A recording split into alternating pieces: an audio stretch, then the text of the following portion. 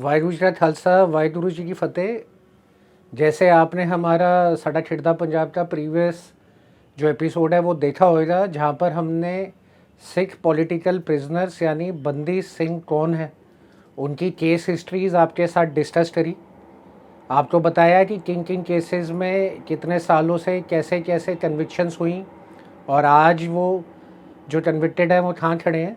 तो मैं उसको थोड़ा सा एक रिकैप करवाने जाऊंगा, क्योंकि आज हम डिस्कस करेंगे इस एपिसोड के अंदर कि क्या अप्रोच हमें अपनानी चाहिए बंदी सिखों की रिहाई के लिए, जो आज तक इतने सालों से हो नहीं पा रही। तो अगर एक बार छोटा सा हम रिकैप करें अपना देखते हुए केसेस को, तो सबसे पहला और सबसे पुराना केस है गुरदीप सिंह खेरा जी का।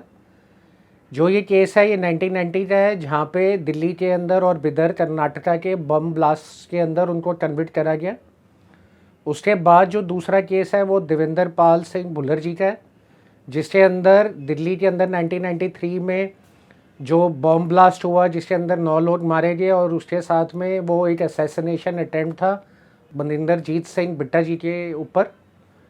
और बाकी जो 7 बंदी सिंह हैं वो सिंगल केस यानी बेअंत सिंह की जो उस टाइम चीफ मिनिस्टर थे उनकी असैसिनेशन के अंदर सातों इन्वॉल्व हैं।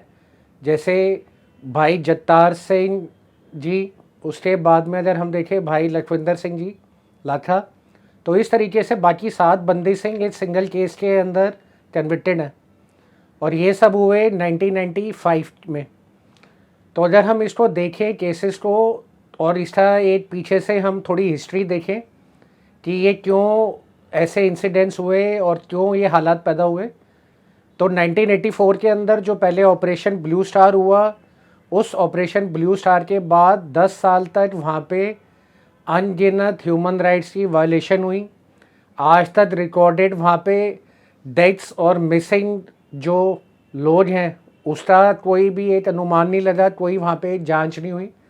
एस्टिमेट करा जाता है कि 10 साल के अंदर करीबन 20 से 25 हज़ार ऐसे लोग गायब हो गए या मारे गए जिनकी शनाख्त नहीं हो सकी, और उनके फैमिली और परिवारों को भी उनका नहीं पता चला। उसी के साथ में जब 1984 के अंदर इंदिरा गांधी की असैसिनेशन हुई, 3 दिन के अंदर दिल्ली, बोकारो, कानपुर के अंदर अगर देखें तो करीबन 3 दिन में लगभग 10,000 ऐसे किलिंग्स करी गई, जहाँ पे दोबारा पंजाबियों को सिखों को टारगेट बना के मारा गया। उसके ऊपर भी आज देखें हम लोग, तो इतने साल बाद भी आज हम 2023 में खड़े हैं, तो 39th ईयर है 84 को। तो ये जो केसेस चलते रहे उस टाइम पे ट्रायल्स के, पंजाब में तो खैर ट्रायल्स की कोई बात ही नहीं हुई, दिल्ली के अंदर अगर हम लोग देखें तो इन ट्रायल्स में आज जब हमने अपनी लेटेस्ट इंटरव्यू करी HS फुल्का जी से, तो पता चला कि करीबन 50 लोग ही ऐसे हैं जिन लोगों को एक उम्र कैद मिली है। और अगर देखें तो जितने लोगों की किलिंग्स हुई उसके हिसाब से जितने लोग कन्विक्ट हुए लंबे लाइफ इम्प्रिजनमेंट के अंदर, वो तो कुछ भी नहीं है। इसी तरीके से जब हमने अपनी 1984 की डॉक्यूमेंट्री बनाई और उसमें प्रसून कुमार जी से जो एडवोकेट हैं और उसके साथ में कुलदीप सिंह बोजल जी जिनके नेतृत्व में SIT इन्वेस्टिगेशन का संगठन हुआ 2018 में जाके यूपी के 127 किलिंग्स में, तो अगर आज हम देखें कि उनके अंदर क्या डेवलपमेंट है, तो उन डेवलपमेंट्स के अंदर भी कुछ भी कन्विक्शंस नहीं है। जहाँ पे 127 किलिंग में करीबन 50 लोग आइडेंटिफाई करेंगे, उनकी भी बेलें मिलती जा रही है, और वहाँ पे भी तो कॉन्क्रीट स्टेप नहीं हो रहा। कुछ शॉकिंग रेवलेशन शेयर करना चाहूँगा जो SIT investigation Kanpur genocide victims की हो रही है। उसके अंदर हमें ये पता चला है कि जो मास्टरमाइंड हैं जिन्होंने 127 सिखों का कत्लेआम करवाया कानपुर के अंदर, उनके जो बेल भी रिजेक्ट हो रही थी हाई कोर्ट में, तो उनका जो नाम है वो है रघविंदर सिंह कुशवाहा, और वो कांग्रेस के उस टाइम के एक्स मिनिस्टर जो शिवनाथ सिंह कुशवाहा हैं उनके भतीजे। तो जब उनके खिलाफ ऐसे कार्रवाई हुई और फिर उनको अरेस्ट करने के लिए आगे बढ़ाया गया और उन्होंने बेल अप्लाई करी और बेल रिजेक्ट हो रही, तो अभी तक उनका कोई पता ठिकाना कुछ नहीं चल पा रहा, और वो बिल्कुल ही सरकार से और पुलिस की रीच से बाहर है। तो ये हालात तो उन लोगों के हैं जिन्होंने 1984 में दिल्ली में, कानपुर में ये सारे जेनोसाइड्स के अंदर पार्टिसिपेट करके और ये सब किया। उसी के साथ में अगर हम पंजाब में देखें तो 2014 में रॉन्गली फैब्रिकेट करते हुए और सिखों को मारने में 4 पुलिस वालों को सीबीआई के स्पेशल जो इन्वेस्टिगेशन टीम और कोर्ट है उसने उनको कन्विक्ट किया। तो जो ये सीबीआई ने 4 लोगों को कन्विक्ट किया पुलिस वालों को 2014 के अंदर, 2017 के अंदर इनके पे रोल की अपील करी गई और 2019 के अंदर जाकर ये चारों का रिलीज़ ऑर्डर आ गया। इन 4 में से 3 जो पुलिस वाले थे ये यूपी की इस तरीके से फॉल्स किलिंग्स के अंदर इन्वॉल्व थे और एक जो पुलिस वाले थे वो इन्वॉल्व थे पंजाब के अंदर। उन लोगों तो स्पीड अप करते हुए 2014 से 2019 के अंदर ही 4 से 5 साल के अंदर सिर्फ अपनी सज़ा काट के जिनको लाइफ इम्प्रिजनमेंट मिली थी रिलीज़ कर दिया गया। दूसरी तरफ अगर आज हम देखें ये जो हमारे 9 बंदी सिंह हैं जो 30 साल 35 साल की सज़ा काट चुके हैं, तो एक 2016 के अंदर एक प्रोविज़न के लिए बात उठी थी जहाँ पर कॉन्शियस एक बनाई गई थी कि राजस्थान के अंदर परमानेंट पेरोल की प्रोविज़न है तो क्यों नहीं उसको लागू कर देते हैं। हम पंजाब के अंदर सिर्फ एक अमेंडमेंट करनी पड़ेगी और उस अमेंडमेंट के बाद एटलीस्ट जो बंदी सिंह पंजाब की जेलों में है उनको परमानेंट पेरोल प्रोविज़न के अंदर एक राहत मिलेगी। बट अनफॉर्चुनेट है कि सियासत के पीछे और बड़े सारे ऐसे कारणों की वजह से वो परमानेंट पेरोल वाली प्रोविज़न को भी नहीं अमेंड करा गया और वो भी आज तक लागू नहीं हुई। उसी के साथ में अगर आज हम देखें तो उस डेवलपमेंट के बाद 2009 के अंदर अवंतिका माथन जो ललित माथन की बेटी हैं उन्होंने कुकी गिल जो इन्वॉल्व थे ललित माथन की और उनकी वाइफ की असैसिनेशन में, जो एक प्रोमिनेंट लीडर थे 1984 में जब दिल्ली के अंदर ये जेनोसाइड किलिंग्स हुई सिखों की, तो उन्होंने 2009 के अंदर एक फॉरगिवनेस की अपील करते हुए कुकी गिल जी को रिहा कर दिया। ये पहली बार ऐसे इंडिया के संविधान में हुआ कि जो इस तरीके से लाइफ इम्प्रिजनमेंट थी उसके ऊपर एक विक्टिम की फैमिली मेंबर की अपील के ऊपर कम्युनिकेट करा गया और उनकी रिहाई करी गई। इसी के साथ में अगर हम देखें प्रियंका गांधी ने भी राजीव गांधी के जो 6 मुख्य आरोपी सज़ा काट रहे थे उनको भी फॉरगिव करा जाए, उनको भी माफ़ करा जाए, उनकी सज़ाएं माफ़ करी जाए, उनको भी इस चीज़ के लिए एक अपील करी गई। तो जब ये 2 जगह हो चुका है और जो ये 9 बंदी सिंह आज हैं जेलों के अंदर, ये सबकी किसी के साथ भी पर्सनल इम्यूनिटी नहीं थी। जो 1984 के बाद हालात बने दिल्ली के अंदर, पूरे देश के अंदर और स्पेशली पंजाब के अंदर, उन चीज़ों के ऊपर एक आक्रोश था। जो आक्रोश उस कम्युनिटी के खिलाफ करे गए इंसाफ के लिए उन्होंने वो स्टेप उठाए। तो आज अगर हम खड़े हैं और इसको देखते हैं कि ये इनको रिहाई क्यों नहीं मिल पा रही, तो बड़ी सारी जगहों पे इशू आता है कि स्टेट गवर्नमेंट की या सेंट्रल गवर्नमेंट की पॉलिटिकल विल के कारण, उनकी कोऑर्डिनेशन के कारण ये नहीं हो पाया। बट हम लोगों ने जब ये देख चुके हैं हम लोग 2 जगह कि एक अवंतिका माथन के केस में, उसके साथ में यहाँ पर जो राजीव गांधी की असैसिनेशन थी उसके अंदर प्रियंका गांधी ने भी एडवोकेट करा कि उनको छोड़ दिया जाए।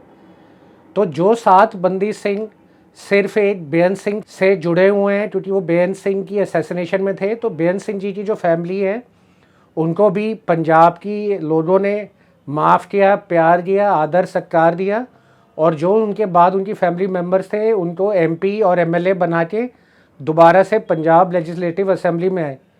तो अगर वो जो असैसिनेशन करी गई थी और उसके बाद उसी जनता ने उनको मान सत्कार करके दोबारा चुन के लेके आए हैं पंजाब के अंदर, तो अगर वो फैमिली मेम्बर्स को एक अपील करी जाए ह्यूमैनिटेरियन ग्राउंड्स पे, और ये दोनों केसेस का रेफरेंस देते हुए अवंतिका माथन का कुकी गिल वाला और उसके साथ में प्रियंका गांधी का राजीव गांधी के किलर्स की असैसिनेशन के लिए फॉरगिवनेस था, तो वो भी अगर आज फैमिली चाहे और इनको फॉरगिव करे तो 7 बंदी सिंहों की रिहाई तो वहीं हो सकती है। उसी के साथ में अगर हम बात करें बिट्टा जी से, तो बिट्टा जी के भी केस के अंदर जो भुल्लर जी इन्वॉल्व हैं, तो अगर वो इस तरीके से माफ़ीनामा दे दें तो उनकी सज़ा भी कम हो सकती है और रिहाई भी हो सकती है।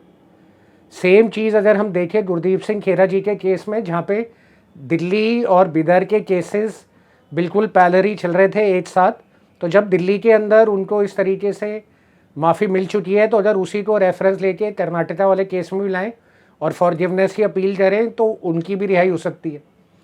तो हम लोगों की ये अपील है पूरी संगत से, पूरे पंथ से, कि जो हुआ अगर उसको हम बड़ी पिक्चर में देखें तो इन लोगों ने जो किया वो एक पर्सनल एम्यूनिटी के लिए नहीं, बल्कि जो नाइंसाफ़ी और जो इस तरीके से अनह्यूमैनिटेरियन ग्राउंड्स पे दिल्ली और पंजाब के अंदर सिखों को मारा गया उसके खिलाफ एक स्टेप था।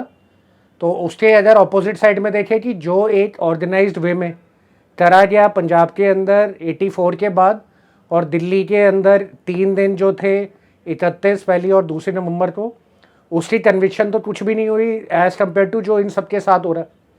तो अगर इसका तबका देखा जाए तो हम लोग एक अपील करेंगे सारी संगत से, पंथ से, जत्थेबंदियों से, रिलीजियस एंड पॉलिटिकल लीडरशिप से, कि एक कलेक्टिव और कॉन्क्रीट अप्रोच अगर लगाई जाए और सिर्फ 7 बंदी सिखों के लिए बेअंत सिंह जी के फैमिली मेम्बर से बात करी जाए और उसके साथ में बिट्टा जी से बात करी जाए भुल्लर जी के लिए, तो उसके अंदर भी राहत मिल सकती है।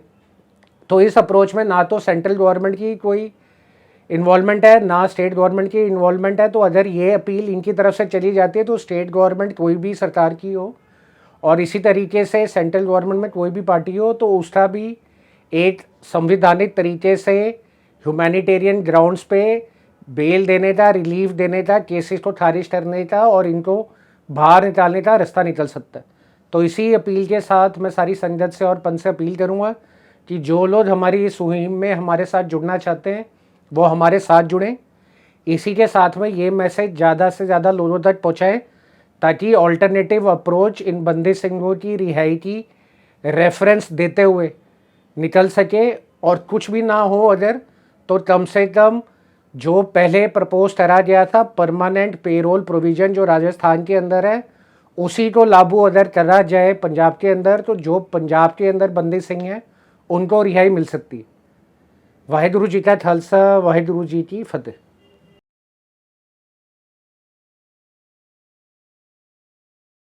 इथे इतना बड़ा जेनोसाइड होया ते लोग कन्विट नहीं होए, बट जदा ਅਸੀਂ ਬਾਤ ਕਰੀਏ ਬੰਦੀ ਸਿੱਖਾਂ ਦੀ, ਤੇ ਅਗਰ ਬੰਦੀ ਸਿੱਖਾਂ ਨੂੰ ਵੀ 30-35 ਸਾਲ ਹੋ ਜੇ ਤੇ ਉਹਦੇ ਵਿੱਚ ਪੋਲਿਟਿਕਸ ਆਉਂਦੀ ਹੈ ਕਿ ਇਹ ਸਟੇਟ ਦਾ ਇਸ਼ੂ ਹੈ, ਸੈਂਟਰ ਦਾ ਇਸ਼ੂ ਹੈ। ਬਟ ਜਦ ਲਲਿਤ ਮਾਖਨ ਦੀ ਅਸੈਸੀਨੇਸ਼ਨ ਕਰੀ ਤੇ ਉਹਨਾਂ ਦੀ ਬੇਟੀ ਨੇ ਜਦ ਫੋਰਗਿਵ ਕਰ ਦਿੱਤਾ ਤੇ ਉਹ ਬਾਹਰ ਆ ਗਏ ਗੁਰਪ੍ਰੀਤ ਜੀ। ਤੇ ਹੁਣ ਮੇਰਾ ਤੁਹਾਡਾ ਇਹ ਕਹਿਣਾ ਹੈ ਕਿ ਜਿਹੜੇ ਬਾਕੀ 8 ਹੋਰ ਲੋਕ ਹੈ ਪੁਰਾਣੇ, 7 ਤੇ ਬੇਅੰਤ ਸਿੰਘ ਦੇ ਹੈ, ਤੇ ਉਹਨਾਂ ਦੇ ਵੀ ਸਾਰੇ ਪਰਿਵਾਰ ਨੂੰ ਦੁਬਾਰਾ ਪੰਜਾਬ ਨੂੰ ਦੇ ਲੋਕਾਂ ਨੇ ਬੜਾ ਸਪੋਰਟ ਕੀਤਾ, ਦੁਬਾਰਾ ਮਾਫ ਕਰ ਦਿੱਤਾ, ਦੁਬਾਰਾ ਉਹ MP ਵੀ ਬਣ ਗਏ, MLA ਵੀ ਬਣ ਗਏ, ਸਭ ਬਣ ਗਏ। ਤੇ ਕਿਉਂ ਨਹੀਂ ਉਹ ਫੈਮਲੀਆਂ ਵੀ ਆ ਕੇ ਅਦਰ ਉਹਨਾਂ ਨੂੰ ਨਹੀਂ ਦੇਖੋ, ਉਹਨਾਂ ਨੂੰ ਵੀ ਫਰਾਡ ਦਿਲੀ ਦਿਖਾਉਣੀ ਚਾਹੀਦੀ ਆ। ਹੁਣ ਇਸ ਟਾਈਮ ਹਾਲਤ ਬਦਲੀ ਆ, ਉਹਨਾਂ ਨੂੰ ਦਿਖਾਉਣਾ ਚਾਹੀਦਾ। ਮੈਂ ਬਿਨਾਂ ਗੱਲ ਤੋਂ ਇਹ ਨਹੀਂ ਕਿ ਹਰ ਵਾਰੀ ਜਦੋਂ ਵੀ ਉਹਨਾਂ ਦੀ ਸਜ਼ਾ ਮਾਫ ਹੋਣ ਦੀ ਗੱਲ ਚੱਲਦੀ ਆ ਜਾਂ ਉਹਨਾਂ ਛੱਡਣ ਦੀ ਗੱਲ ਚੱਲਦੀ ਆ, ਉਦੋਂ ਇਹ ਰੌਲਾ ਪਾਉਣਾ ਸ਼ੁਰੂ ਕਰ ਦਿੰਦੇ ਆ। ਇਹ ਗੱਲ ਸਹੀ ਨਹੀਂ ਹੈ, ਇਹ ਗੱਲ ਸਹੀ ਨਹੀਂ ਹੈ। ਉਹਨਾਂ ਨੂੰ ਆਪਣੇ ਆਪ ਸੋਚਣਾ ਚਾਹੀਦਾ। ਪੰਜਾਬ ਨੇ ਬੜਾ ਮਾਣ ਦਿੱਤਾ, ਲੋਕਾਂ ਨੇ ਦਿੱਤਾ, ਸਿੱਖਾਂ ਨੇ ਵੀ ਵੋਟਾਂ ਪਾਈਆਂ, ਬਥੇਰੀਆਂ ਪਾਈਆਂ। ਇਹ ਨਹੀਂ, ਇਹ ਗਲਤ ਗੱਲ ਹੈ, ਉਹਨਾਂ ਦੀ ਨਹੀਂ ਹੋਣਾ ਚਾਹੀਦਾ। ਹਾਂ, ਤੁਹਾਡੀ ਗੱਲ ਬਿਲਕੁਲ ਸਹੀ ਆ। ਲਲਿਤ ਮਾਖਨ ਨੇ ਕਿਹਾ, ਇਵਨ ਰਾਜੀਵ ਗਾਂਧੀ ਦੇ ਕਾਤਲਾਂ ਵਾਸਤੇ ਇਹਨੇ ਪ੍ਰਿਯੰਕਾ ਨੇ ਵੀ ਕਹਿਤਾ ਸੀ। ਜੇ ਪ੍ਰਿਯੰਕਾ ਕਹਿ ਸਕਦੀ ਹੈ, ਤੁਹਾਨੂੰ ਕੀ ਹੋਇਆ ਭਾਈ? ਹਾਂਜੀ, ਔਰ ਉੱਥੇ ਦੁਬਾਰਾ ਚੁਣ ਕੇ ਆਏ। ਮੈਂ ਬਿਲਕੁਲ ਉਹੀ ਗੱਲ ਵੀ ਇਹ ਨਹੀਂ ਹੋਣਾ ਚਾਹੀਦਾ। ਇਹਨਾਂ ਨੂੰ ਇਸ ਤਰ੍ਹਾਂ ਅਪੋਜ਼ ਨਹੀਂ ਕਰਨਾ ਚਾਹੀਦਾ। ਤੇ ਅਗਰ ਉਹ ਅਪਰੋਚ ਅਸੀਂ ਲਾਏ ਸਰ, ਤੇ ਫਿਰ ਤੇ ਸੈਂਟਰਲ ਗਵਰਨਮੈਂਟ, ਸਟੇਟ ਗਵਰਨਮੈਂਟ ਕਿਸੇ ਮਿਨਿਸਟਰ ਦੀ ਲੋੜ ਹੀ ਨਹੀਂ ਹੈ। ਅਗਰ ਅਸੀਂ ਚਾਹੁੰਦੇ ਹਾਂ ਕਿ ਇਹ ਸੋਲਵ ਹੋ, ਅਗਰ ਅਸੀਂ ਚਾਹੁੰਦੇ ਹਾਂ ਕਿ ਇਹ ਮੁੱਦਾ ਹੀ ਬਣਾ ਰਹੇ, ਤਦ ਤੇ ਗੱਲ ਹੋਰ ਹੈ। ਬਟ ਕੀ ਇਹ ਅਪਰੋਚ ਲਾਈ ਜਾ ਸਕਦੀ ਹੈ ਇਹਨਾਂ ਕੇਸਾਂ ਦੇ ਵਿੱਚ ਵੀ to get freedom for these people? ਬਿਲਕੁਲ ਹੈ ਹੀ ਹੈ। ਇਹ ਤਾਂ ਦੇਖੋ ਗੱਲ ਇਹ ਆ, ਜਿਹੜਾ ਮੈਂ ਦੇਖਿਆ ਨਾ, ਕੰਸਰਟਡ ਐਫਰਟ ਜਿਹੜੀ ਇੱਕ ਤਰੀਕੇ ਨਾਲ ਐਫਰਟ ਉਹ ਘੱਟ ਹੋ ਰਹੀ ਹੈ। ਹਾਂਜੀ, ਰੌਲਾ ਬਹੁਤਾ ਪੈ ਰਿਹਾ, ਰੌਲਾ ਬਹੁਤਾ ਪੈ ਰਿਹਾ। ਜੇ ਤਰੀਕੇ ਨਾਲ ਕੰਸਰਟਡ ਐਫਰਟ ਹੁੰਦੀ ਤਾਂ ਇਹ ਅੱਜ ਉਹ ਜੇਲ੍ਹਾਂ 'ਚ ਨਾ ਬੈਠੇ ਹੁੰਦੇ। ਜਦੋਂ ਇਹ ਮਤਲਬ ਕਿ ਸਾਡੀ ਇਹ ਅਕਾਲੀ ਦਲ ਜਦੋਂ ਭਾਈਵਾਲ ਸੀ ਪਾਰਟੀ ਵਿੱਚ, ਸੈਂਟਰ ਸਰਕਾਰ ਦੇ ਵਿੱਚ ਭਾਈਵਾਲ ਸੀ, ਬੜਾ ਸੌਖਾ ਸੀ ਇਹ ਕੰਮ ਕਰਨਾ। ਮਤਲਬ ਕਿ ਜਦੋਂ ਹੁਣ ਉੱਥੇ ਨਹੀਂ ਰਹੇ, ਜੋ ਬਾਹਰ ਆ ਗਏ, ਉਦੋਂ ਆਪਾਂ ਰੌਲਾ ਪਾ ਲਈਏ। ਜਦੋਂ ਆਪਾਂ ਕੱਲ੍ਹ ਨੂੰ ਉੱਥੇ ਚਲੇ ਗਏ, ਫਿਰ ਆਪਾਂ ਭੁੱਲ ਜਾਈਏ। ਹੁਣ ਇਹ ਜਿਹਾ ਗੱਲ ਇਹ ਮਤਲਬ ਕਿ ਪਬਲਿਕ ਨੂੰ ਇਹ ਹੁਣ ਬਸ ਐਵੇਂ ਬਿਨਾਂ ਗੱਲ ਤੋਂ ਇਹ ਕਰਨਾ, ਇਹ ਕੰਸਰਟਡ ਐਫਰਟ ਹੋਣੀ ਚਾਹੀਦੀ ਆ, ਇਸ ਨੂੰ ਪੂਰਾ ਜ਼ੋਰ ਲਗਾ ਕੇ ਕਰਨਾ ਚਾਹੀਦਾ। ਅਤੇ ਇਹ ਹੋ ਸਕਦਾ, ਕੋਈ ਇੰਨੀ ਬਹੁਤੀ ਇਹ 'ਚ ਮੁਸ਼ਕਿਲ ਵਾਲੀ ਗੱਲ ਨਹੀਂ।